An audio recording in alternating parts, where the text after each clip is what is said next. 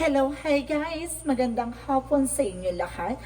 This is Chin Rodriguez pa sa Great Channel, a faith healer o Zomata reader. So ngayong hapon, natatagan natin na nagsabihin sa iyo ng ating mga gabay. So this is a weekly gabay for the month of March 8 hanggang March 14 for the sign of Gemini. So Gemini, welcome to my channel. Ano kayang messages, advices ng Spirit Guides ang ating masasagap for today's video? Kano naman kayang energy or kaganapan sa buhay ng mga Gemini ang ating mga hagilap. So guys, this reading is a general reading lamang, hindi lahat makaka-resonate. Kung yun lamang po makaka-relate sa inyo, comment down below kung kaninong energy ang ating nasagap.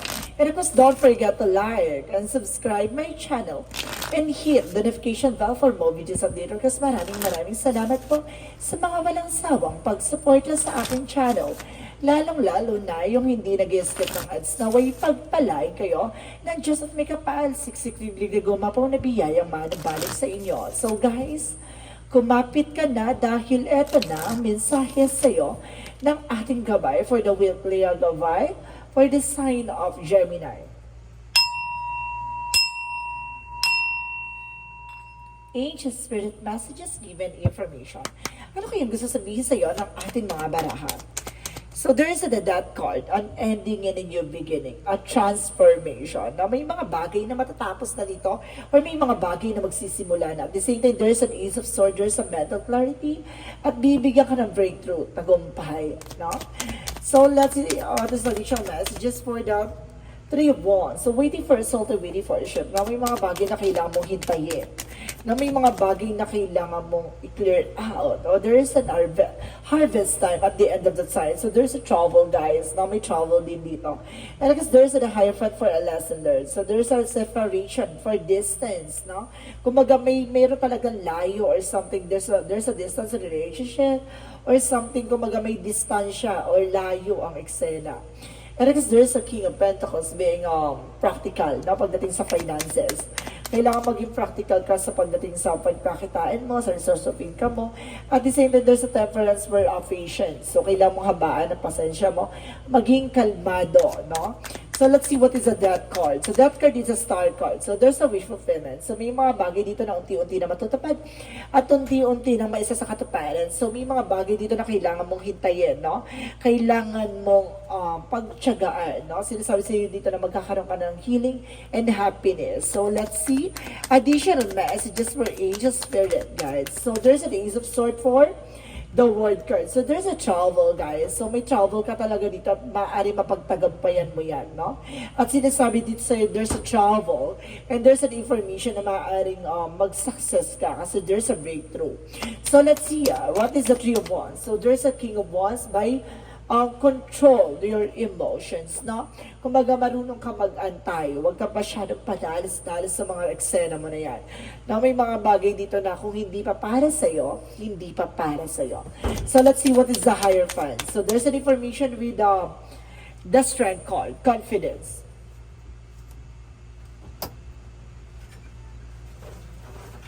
So, meron dito guys, kumpiyansa, no? Kailangan mong lakasan ang loob mo, maging matibay, maging malakas, no? Kumbaga sinasabi dito sa'yo, matuto ka na sa mga pinagdaanan mo. So, let's see what is the King of Pentacles.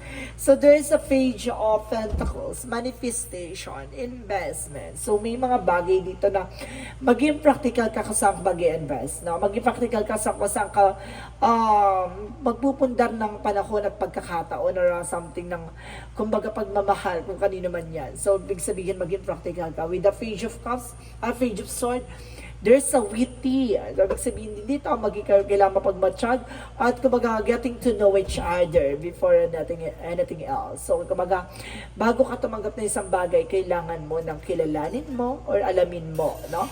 And because the temper is the perfect timing. So, kung para sa'yo, para sa'yo. So, let's see. What is the death card and the star card? So, there's the Seven of Cups. So, there's a lot of opportunity. Kumbaga, tinapos na. Itong star card na to ay wish fulfillment. Ito na yung hiniling mo eh. Maraming opportunity at maraming oportunidad na papasok sa'yo. So, let's see. What is the Ace of Swords and the World card? So, there's an information with the Three of Pentacles, collaboration, teamwork. So, ibig sabihin dito guys, sa mundong ginagalawan mo, hindi pwedeng ikaw lang ang sagsasakripisyo. Kailangan mo rin ng teamwork, no? At kailangan mo ng, kumbaga, kaliwanagan, freedom, no? Kumbaga, peace of mind, something like that. And of course, there's a seven of swords. So, ibig sabihin, there's a cheating lying on you. Na meron ditong, kumbaga, meron ditong padalos-dalos sa mga desisyon na pagiging, kumbaga, bit-bit mo yung mga, it's either kasinungalingan man yan or kumbaga isang bagay na hindi totoo, parang ganon. So kailangan mong kumbaga maging magdahan-dahan sa mga plano or desisyon mo sa buhay, kasi mamaya may pinaniniwalaan ka palang hindi walang katotohanan. Mag-ingat ka. So there is an information with the Hierophant and the Strength card. So there's a 7 of Wands, protection. So protection mo yung sarili mo. Maging matapang ka sa eksena na to at maging malakas ka at protectionan mo kung ano yung thrones mo, even your territory. So let's see what is the King of Wands. And the King of Pentacles and the Ace of Pentacles, the Page of Pentacles. So there's an 8 of Cups. So there's a let go. Na kailangan mo i-let go na alam mong hindi nagsiserve sa'yo. Na alam mong wala kang kumbaga, walang benefit sa huli. Alam mo nga, may hirapan ka at the end of the time. Kumbaga, kailangan mong i-let go yan, no? Huwag mong pilitin yung isang bagay na, diba? Na ikaw lang yung naniniwala at nagtitiwala. So, let's see what is the Temperance and the Page of Swords. So, there's an 8 of Wands. So, there's 8 of Wands is a fast communication and fast movement. Maaring there's a travel, guys. Threefold clarification, the word is travel, travel, travel. So there's a journey. So maaring may travel ka talaga around the world or something, o baga international, local man yan. Maraming ganap, no? So let's see what is the outcome. Ang pinaka-outcome is the Empress card, a revert, no? Magkakaroon ka ng bagong simula dito at the same time, no? Kung baga bibigyan ka ng bagong eksena, at bagong buhay with the Six of Swords at transition, pagbabago, no? May babaguhin sa eksena na to. And because there's a Devil card. So see, may something, a temptation or something na parang, kumbaga, parang may nasisense ako temptation talaga, tukso or seduce, no? Parang sinasabi na parang may something seduce dito na parang yung babaguhin sa'yo or babaguhin sa person or sa some of your cross-watcher, no? May something may word na, may something na there's an L na number, na word na, I don't know kung pwedeng banggitin dito na yun yung kailangan baguhin sa sarili mo, no? Mayroong ganun ka na parang, kumbaga, sex addictions, ganun siya, no? So, let's see, additional messages for, messages of career. So there's the Hangman, no? You're feeling stuck, no? You're feeling lutang, no? Pagdating sa business, and the Knight of Swords is sleepless night. So maaaring hindi ka makatulog, no? Nahihirapan ka mag-isip, nag-overthink ka. No, you're being paranoid, no? It's some of you guys, kumbaga, meron, see, there's a Three of Swords. So, ibig sabihin dito may gumagawa ng hindi maganda sa'yo, kaya hindi ka makapag-isip na maayos, lutang ka. No, pagdating sa career mo, ginugulo nito. Pagdating sa relationship, there's a Nine of Pentacles, there's a blossoming abundance. And of course, there's the Five of Pentacles. So, ibig sabihin, pagdating sa love life, maaring magiging masagana. Pero, pero definitely, parang sinasabi dito na maaring magigipit kayo together. Parang ganun. Kumbaga merong kakibat na curses na yung taong mamahalin mo, may hirapan ka. Kumbaga, magkakaranas kayo ng kagipitan, ganun. May curses na ginawa sa'yo. So, pagdating naman sa health,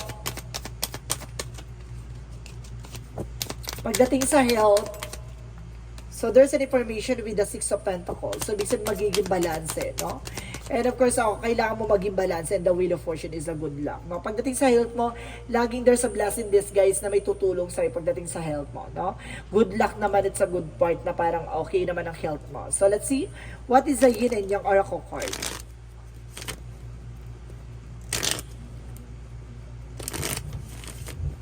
For Yin and Yang Oracle card represent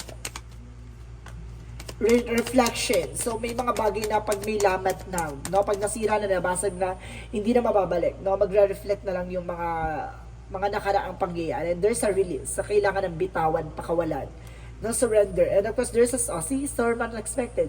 No, may unos may sumira, no, may sumira sa extent at the same time.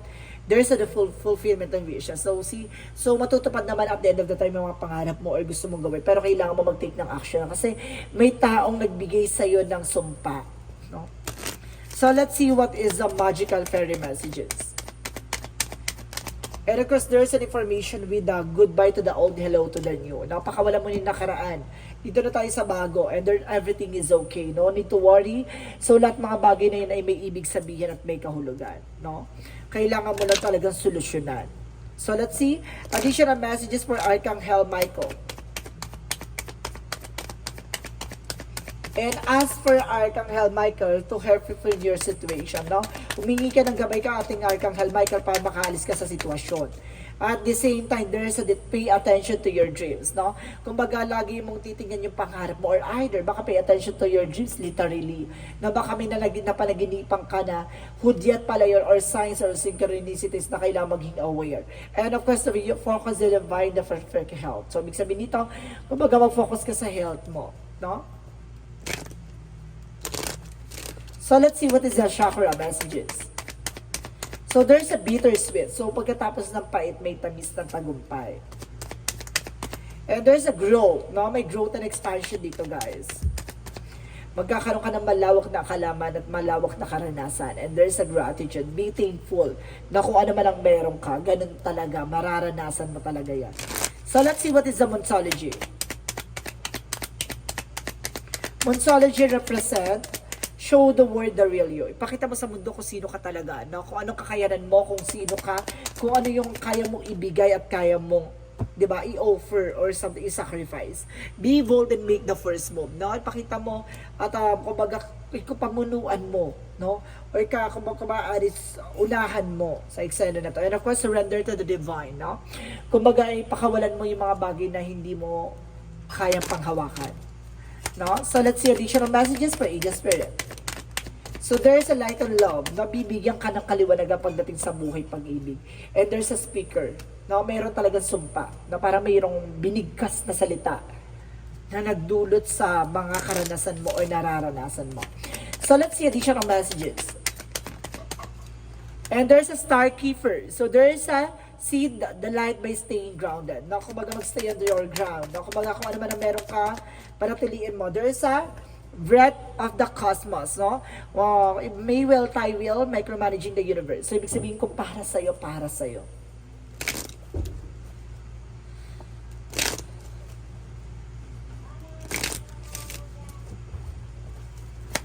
So, let's see what is additional messages for Angel Spirit.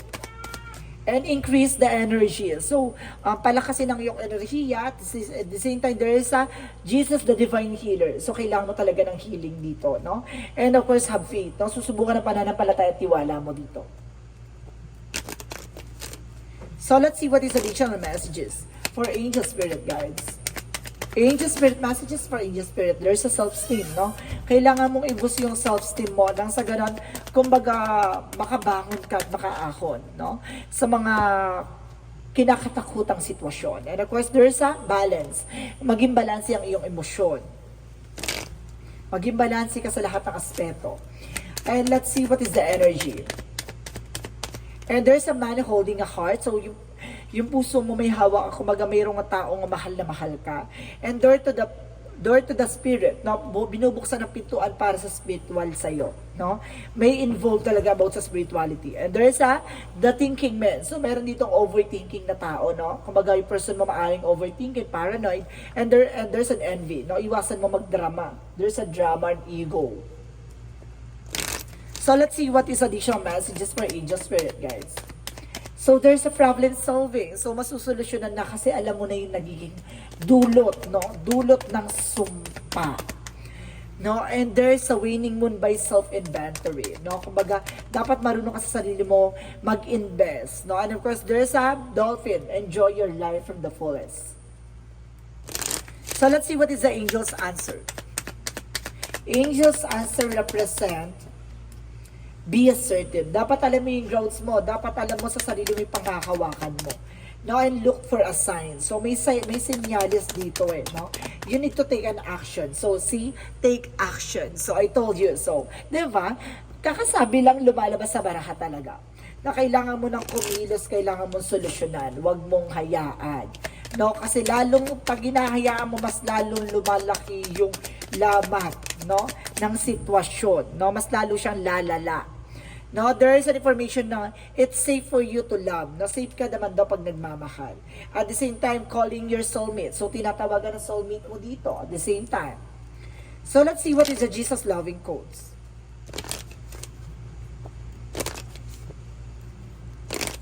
Jesus loving quote said, "Well done and do good and faithful servant." So, tinatapos na ng ating Panginoon, maaaring kailangan mo nalang maglingkod at maging tapat sa Kanya, na humingi ng tawad at linisin mo ang sarili mo sa mga pagkakamali mong nagawa. So, let's see what is the angel's number. There's a 12 by I'm a visionary. Binibigyan ka ng visions, intuitions, no? Creativity is a driving force in your life. Your imagination is rich, and you are able to express your feelings and insights, intuitions in unique ways that other can benefit from. So, ibig sabihin, kaya mo magbigay ng senyales or babala na nakikita mo yung magiging possibilities. So, gamitin mo yan para na sa ganun makaiwas ka sa mga bagay na posibilidad na mangyari sa'yo. So, let's see what is the messages of life. Ang messages of life represent the crossing into the light. So, sinasabi dito, today I face a new bridge that I must cross up my journey to the inner transformation.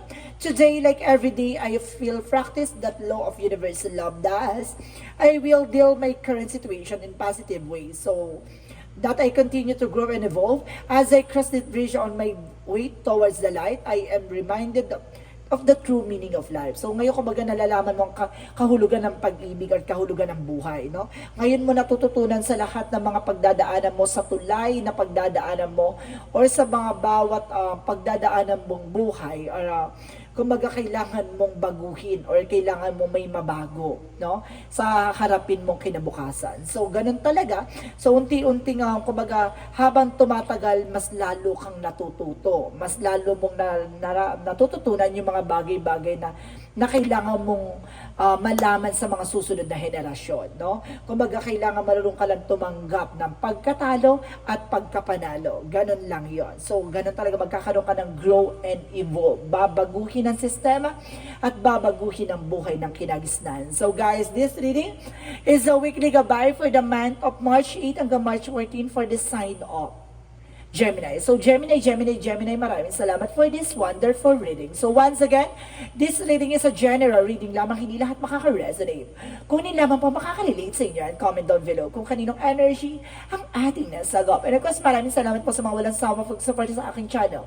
Lalo na yung skip ng ads na way pagpalay ka na just at may kapal. Don't forget to like and subscribe my channel and hit the notification bell for more videos update. And of course, maraming salamat po guys and see you in the next video. Bye-bye and babush!